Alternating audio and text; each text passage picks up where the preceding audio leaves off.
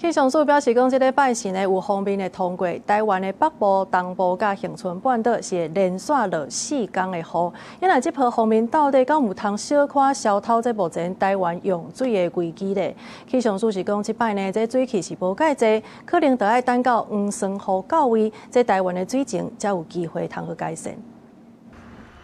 拜二北部出日頭，天氣小落舒適。氣象署指出，各地溫度佇24度到27度，中南部部分地區甚至會到30度。不過，刷落來就要變天啊！氣象署講，拜四鋒面通過，水氣增加，北部東半部甲恆春半島會開始落雨，為拜四落到禮拜連續落4天。那到了23號之後呢，稍微有一點點東北風下來之後，在整個基隆北海岸東半部地區、恆春半島還是會有一些降雨的情形，其他地方都是以山區的午後雨為主。不過整體而言，